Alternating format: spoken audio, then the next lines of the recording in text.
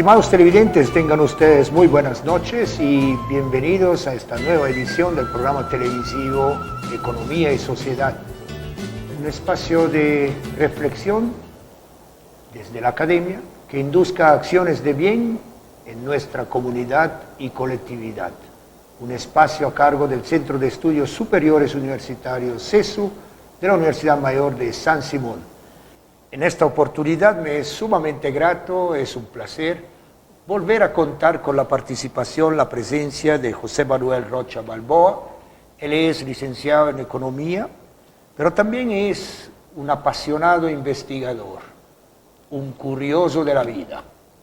Estimado José Manuel, muchísimas gracias por estar en el programa. Bienvenido. Muchas gracias, siempre es un gusto estar contigo. Bueno, el día de hoy, en esta oportunidad, el licenciado Rocha va a presentarnos aspectos relevantes de una ponencia que él trabajó y que lleva como título El nosotros contra ellos del vivir bien, el trauma colectivo de Bolivia como generador de explotación humano y no humano. Esta ponencia es resultado de una investigación que fue presentada en el Congreso Internacional del Vivir Bien, organizado por PROIB antes y también, o particularmente, por la Universidad de Erfurt en Alemania. Empezamos el programa para un poco calentar los motores y por lo básico, ¿cómo se define el vivir bien y cuáles son sus características principales? Ya, el vivir bien, o sumas causa y sumas camaña, entre otros, es definido como una convivencia humano-inhumano en equilibrio, con similares niveles de oportunidad, en donde el ser humano se relaciona con su comunidad, con la naturaleza y con lo sagrado.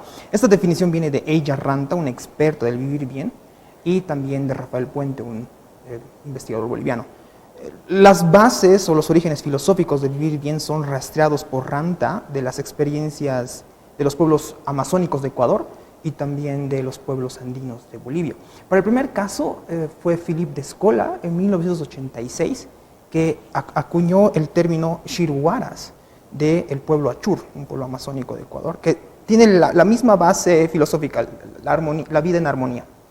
Y posteriores años en Ecuador fue el antropólogo Carlos Vitera que acuñó el término Sumas Causai del pueblo Sarayaku, un pueblo de la rama quechua, que también tiene la misma definición, vida en armonía.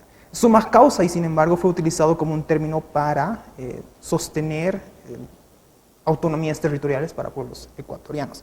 Para el caso de Bolivia, el término Sumas Camaña fue formalizado por académicos bolivianos como Simón Yampara, Mario Torres, o gente que trabajaba alrededor de la ONG llamada CADA, que en los años 90, inicios de los años 2000, desarrollan este término Sumas Camaña alrededor de la experiencia aymara. Y fue muy utilizado para defender la autonomía territorial de pueblos indígenas y organizaciones campesinas. Entonces, de toda esta experiencia teórica se rescatan tres características. La primera es que el vivir bien es recapturado del mundo indígena por políticos, académicos y activistas. La segunda característica es que el vivir bien forja identidad por sus bases históricas y sirve para cumplir objetivos, sobre todo políticos, de organizaciones como organizaciones campesinas o de pueblos indígenas. Y la última característica es que su formulación de vivir bien gana un carácter antagónico a sistemas de orden capitalista neoliberal, porque el vivir bien nace de esta idea de vida en equilibrio. Entonces, por lo tanto, el Sumas Causa y Sumas Camaña, que son los más conocidos, nace como un término que se antepone a estos sistemas clásicos coloniales. Llama bastante la atención que en tu disertación para la Universidad de Erfurt, en Alemania, lanzas una hipótesis. El vivir bien en Bolivia o de Bolivia se construye alrededor de un trauma colectivo. ¿Podrías explicar y elaborar esta hipótesis tuya? Claro que sí, es la parte más ruda. En mi investigación argumento que el vivir bien, incrustado en las normas sociales del Estado, la Constitución Política del Estado y demás, es utilizado por políticos, académicos, activistas y organizaciones sociales porque el vivir bien permite rectificar el pasado. Se vuelve un símbolo rectificador del pasado, con el objetivo de contrastar el impacto negativo de la colonia. Me explico. Esta hipótesis surge de Bocara. Es un psicólogo que en 2014 crea un libro que se llama Revirtiendo Traumas en Bolivia. Y a partir de este libro, el autor explica que el trauma colectivo de Bolivia surge en 3 etapas fundamentales. La primera etapa o el primer periodo es la colonia y obviamente la colonización española. El segundo periodo es la experiencia de Potosí, la extracción de mina. Y por último es la Guerra del Pacífico, ¿no? Estas 3 etapas, Bocara lo llama como procesos históricos de marcado estrés social, que provocan lo que llama el trauma colectivo. La gente reconoce cuando una persona escucha colonia y boom, entiende heurísticamente un mapa de ideas lo que significa la colonia como tal. Entonces, es a partir de esta idea del trauma colectivo es que Bocara desarrolla una hipótesis bastante interesante, ¿no? Que es alrededor del trauma colectivo que se gestan acciones ansiosas en los bolivianos, acciones erráticas. Y él estudia mucho la guerra del gas. La guerra del gas sabemos que históricamente fue un conflicto social muy fuerte. Pero dentro del conflicto existe mucho el discurso de son los otros los que nos van a quitar los recursos. Son los extranjeros los que nos van a quitar los recursos. Entonces, a partir de este marco teórico psicoanalítico es que yo esgrimo el argumento de que el vivir bien funciona como un símbolo idealizador del pasado porque se considera al pasado justamente, al pasado me refiero a la idea del mundo indígena, como un momento en donde no existe maldad, es un mundo armónico, no hay luchas, no hay peleas. Y es este mundo indígena que está constantemente contrastado con otros periodos como el presente, ¿no? Entonces el vivir bien, filosóficamente hablando, necesita del trauma colectivo para incluso tener empuje social. Sin este carácter traumático, el vivir bien no gana mucho sentido, ni siquiera para políticos, académicos y activistas. Bueno, esta explicación modifica de alguna manera las características del vivir bien. Me refiero a que si el trauma colectivo que explica Bocara puede ser llevado al terreno del vivir bien, ¿este concepto tendría fuertes transformaciones? Sí, claro que sí. El vivir bien, modificamos sus 3 características de la siguiente forma. Primero, el vivir bien no es recapturado del mundo indígena, porque el mundo indígena provee nuevas formas de ver el mundo, no provee nueva epistemología, no provee nuevas formas de interpretar la realidad. El vivir bien es recapturado del mundo indígena porque se cree que el mundo indígena es este mundo ideal, armónico, en constante reciprocidad, ¿no? Y es sobre todo empujado por esta idealización en políticos, académicos y activistas. La segunda característica es que el vivir bien forja identidad en la diferenciación entre personas que creen en el mundo indígena, en el mundo ideal, y las personas que no. El vivir bien permite la separación y forja identidad.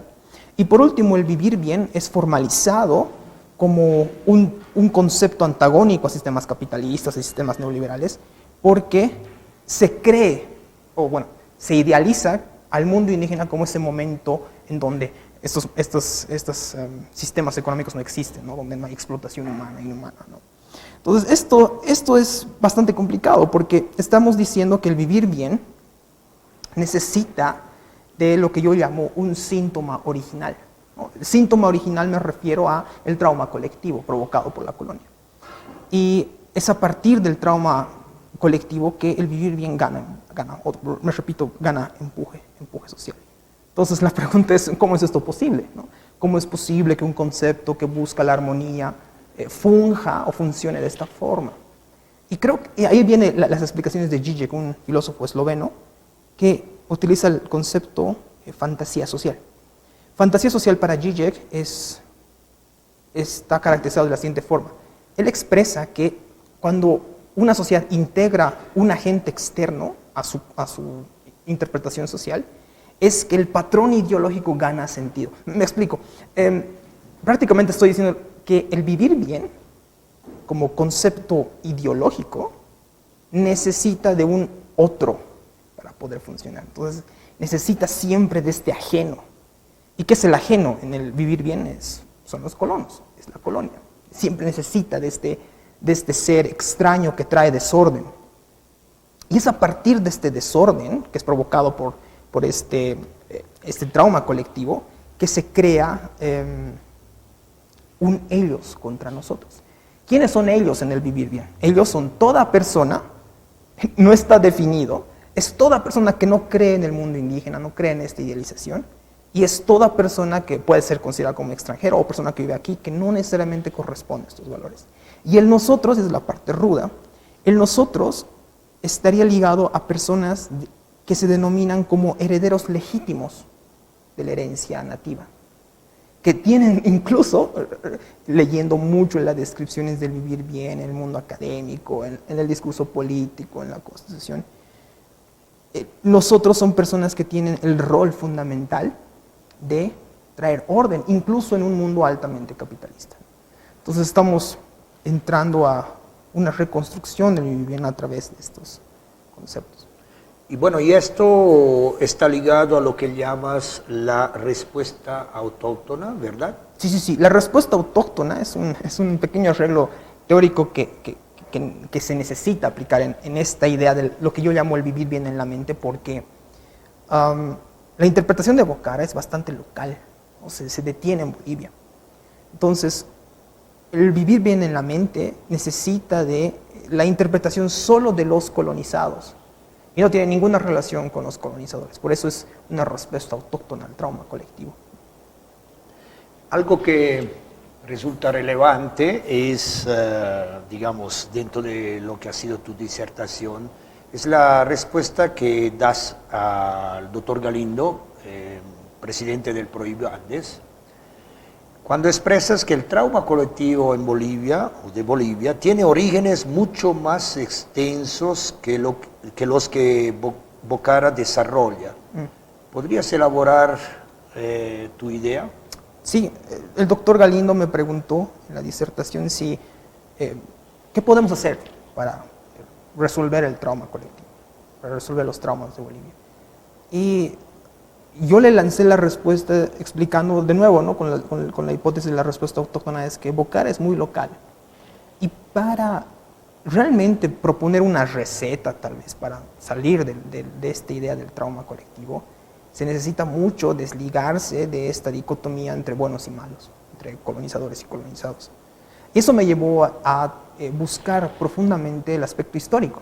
Por ejemplo, me he encontrado con un trabajo bello de Amelanque y García del 2020, que es un trabajo que está en un libro compilatorio que se llama El Mundo Ibérico.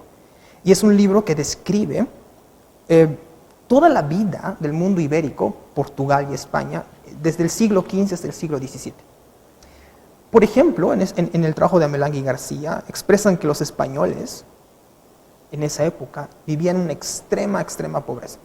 Aparte que los españoles vivían con muy poca libertad. Estamos hablando de una época en la cual estamos saliendo del medioevo y estamos entrando a la primera ola del renacentismo, ¿no? Es un impacto duro. Y los españoles los ibéricos giraban alrededor muy fuerte de la fe religiosa. Entonces, en este vaivén de extrema pobreza y desigualdad social, que el español, el ibérico, se distancia o se diferencia de otros países europeos en esa época. Pero es muy importante y es algo que me gusta mucho del artículo de García y Amelanque, es que expresan que los europeos, otros países, Britania, Holanda, etcétera, Alemania, ven al español de manera muy despectiva. En esas épocas el español era lastre. Y es justamente estas descripciones, porque llamaban al español jactinoso, vanidoso, orgulloso, lo llamaban hipócrita al español. Hay descripciones de que el español era un hipócrita. ¿Por qué? Porque mostraba una piedad católica muy fuerte, pero al mismo tiempo era un cínico. Y lo llamaban cínico por la herencia judía y musulmana en el español. Entonces, esta característica judeo-musulmana del español lo llevó a caracterizarse como un oriental para los europeos. Y al oriental lo llamaban en el sentido de que el español era considerado alguien que no tenía una identidad religiosa definida. Entonces, es esta tensión de identidad que llevó al español a lo que dice García Mellán, es buscar lo que se llama pureza de sangre. Los mismos españoles empezaron a buscar esta purga de ellos mismos y ahí sí se creó esta característica de un español hipócrita y muy rudo contra otros, algo que no se veía en otros tiempos. ¿Y en el mundo ibérico hay un ellos contra nosotros? Sí, bastante. El ellos contra nosotros en el mundo ibérico está marcado por esta distancia que el mismo español se crea su propia identidad. Ellos son todas las personas, primero, que no son españoles reales, porque los españoles empiezan a diferenciar entre el verdadero español y el falso español. Y también ellos era toda persona que no necesariamente era considerada parte del dogma católico. El dogma católico era tan importante para los españoles que era la parte fundamental de diferenciarse. ¿Y quiénes eran nosotros? Obviamente el católico español de pura sangre. Entonces el nosotros contra ellos crea una nueva forma de rectificar la visión de los españoles consigo mismos y lleva a interpretar la realidad de los españoles de otra forma. Finalmente, esto resultaría en un sincretismo de traumas. Bueno, es decir, que el trauma de los colonos, como el trauma de los colonizados, se armoniza para formar parte de la sociedad e incluso formalizarse en los aparatos del Estado. Esa es la pregunta, esa es la verdadera pregunta. ¿En qué punto ambos traumas? Porque el trauma, yo lo llamo el trauma original de Iberia. El trauma original de Iberia es esta fuerte incapacidad del español a definirse a sí mismo. El español en esas épocas no sabía quién era y qué hizo. Vio al Nuevo Mundo como una forma de expiar sus propios pecados. Y uno lo ve incluso en los ejemplos históricos de Pizarro, ¿no? Alguien que no necesariamente era considerado élite española, se convirtió en élite en estas tierras, ¿no? Entonces, la razón por la cual el vivir bien en la mente, esta teoría, tiene mucha relación con lo que yo llamo el trauma original de Iberia, es porque ambos mecanismos tienen la misma ecuación, tienen el ellos contra nosotros. Ambos mapas, ambos heurísticas, ambas interpretaciones de la realidad funcionan con ellos contra nosotros. Ellos son todo ajeno y nosotros somos los herederos legítimos de la realidad, ¿no? Y yo creo que es esta similitud de ecuaciones que lo hace bastante chistoso. Hay un ejemplo que siempre, que cada vez que voy analizando este tema me hace mucha gracia, es el caso de el actual gobernador de Santa Cruz, Camacho, cuando va y dice, la Biblia vuelve al Parlamento, ¿no? Ese es el perfecto ejemplo de cómo la identidad y la ideología chocan. Porque este político nos está diciendo, solo a través del dogma católico, la Biblia o la identidad religiosa, vamos a purgar este momento de tremendo dolor y tremendo conflicto social. ¿Por qué? Porque nuestro pasado, nuestra identidad nos va a llevar a este nuevo mundo, a este nuevo paraíso. Entonces, encuentro constantemente esta ecuación de la búsqueda del paraíso, la búsqueda de un momento ideal en donde todos vamos a ser felices, como un mecanismo generador de ideología, volviéndome a arrimar otra vez allí. Entonces, hay que tener mucho cuidado, creo, con esto, porque los traumas colectivos, con el ejemplo de este político y muchos otros ejemplos, el trauma colectivo tiene muchas facetas. O sea, la idea de Bocara puede manifestarse en muchos otros caminos, ¿no? Lacan, Jung, que son psicoanalistas, podemos utilizarlo en múltiples capas, ¿no? Entonces hay que tener mucho cuidado con el tema de la identidad y el tema de la acción social. Lo que teorizas es complejo y también complicado, ya que desplazas a la identidad indígena o cualquier identidad a un mero instrumento político. ¿Cómo reconcilias estas afirmaciones? Yo te doy dos ejemplos, por lo menos en el caso de la identidad indígena. Hay dos ejemplos fundamentales que los he estudiado a profundidad, es Supay y Ato. Supay es considerado una deidad antagónica en el mundo actual, pero cuando uno lee a Montaño o lee a otros académicos bolivianos, Supay era una deidad que en primer lugar no era diablo, no era diablo, era una deidad que era protectora de las montañas, protectora de los apus. El Supay era tan complejo que incluso representaba la fertilidad masculina como femenina. Supay era dador de vida como destructor de vida. Entonces, Supay es una deidad precolonial bastante gris, en donde este antagonismo anglosajón clásico entre buenos versus malos, cielo versus infierno, no existe. Y ahí viene el ejemplo de Atog. Atog, volviendo a este método de leer el mito y la leyenda, Atog, el zorro andino, es una criatura lúdica, movediza, pero nunca es malvada. Nunca es el clásico malo de la historia, es parte del mecanismo social. Entonces, estos dos ejemplos me permiten argumentar que la identidad indígena o el legado indígena es mucho más profundo que un antagonismo entre buenos versus no, entre ellos contra nosotros, ¿no? Y eso hay que tener en cuenta, porque se necesita recapturar estas esencias que están ahí, son para estudiar, no es que no están existentes, pero deben ser, desde mi perspectiva, deben ser reinterpretadas y deben ser reformuladas, porque cuando instrumentalizas la identidad, la conviertes en una bandera y creas símbolos, tienes el Zizek lo llama, creas un vacío que es llenado con constantes contradicciones, y esas contradicciones se ven en la acción social, como lo estamos viendo ahorita, y se ha visto en el pasado, en el presente, etc.